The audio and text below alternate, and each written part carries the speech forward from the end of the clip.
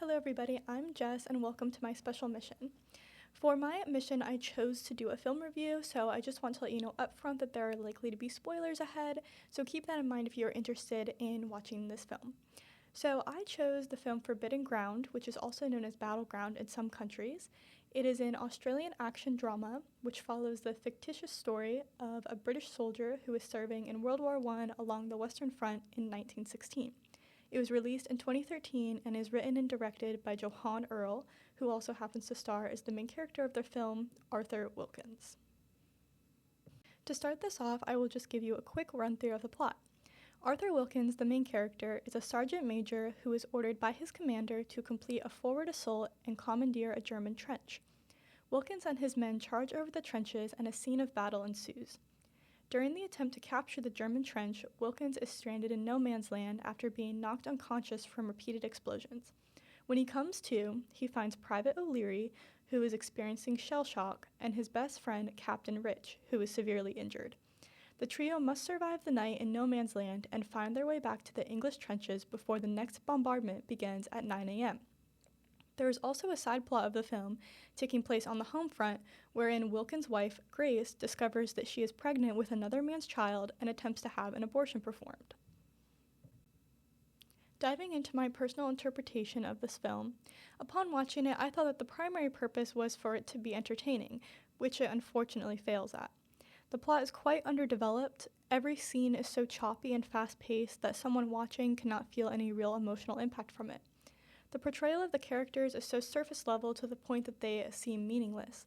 For example, when Wilkins goes home on leave at the end of the film, there's no indication of whether he is suffering from any sort of psychological trauma, although, as we know, he almost definitely is. When main characters die, it is glossed over without showing Wilkins' reaction to it or how he attempts to cope with it. The commander, who orders the men to capture the German trench, has some serious Disney villain energy. He shows no respect and care for his men to a degree that is simply unrealistic and strange.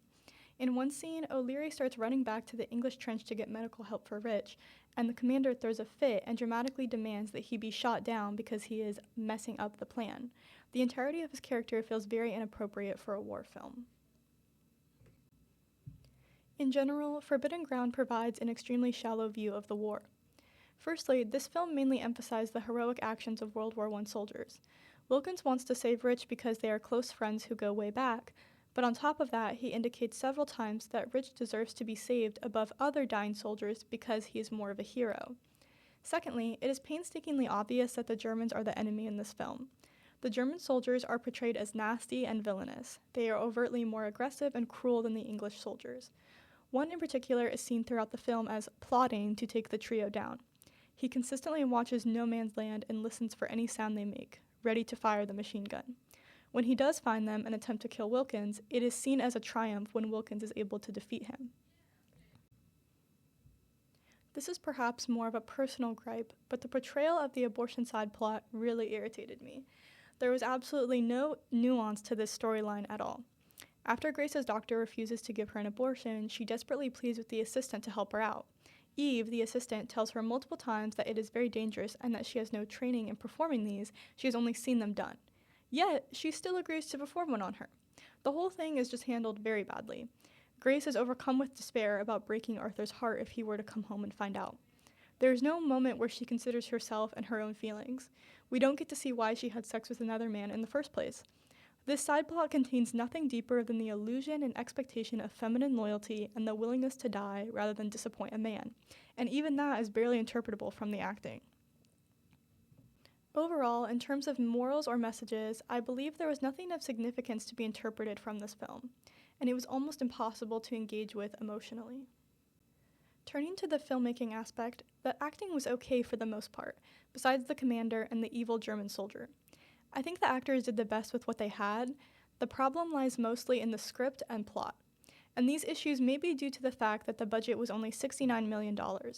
That sounds like a lot, but in terms of filmmaking, it is a very limited amount. Overall, I would say the film does a good job at portraying the visual conditions of no man's land. The soldiers hide in muddy, wet shell holes. They get dirty and stay dirty for the most part. They must quietly crawl across the destroyed fields and under barbed wire. Something I did appreciate about this film was the way they employed music.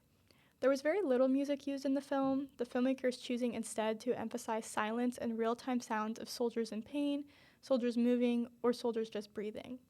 Most of the dialogue was the trio whispering to each other, except when Rich screamed due to the pain of his injury. I thought this was a realistic choice that allowed me to better engage with the action of the film. Overall, as far as war movies go, I would not recommend Forbidden Ground. I say that it is not worth watching.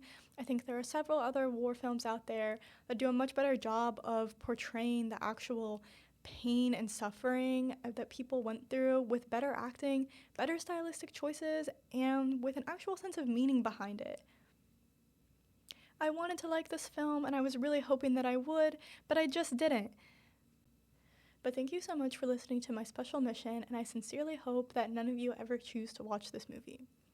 Peace out.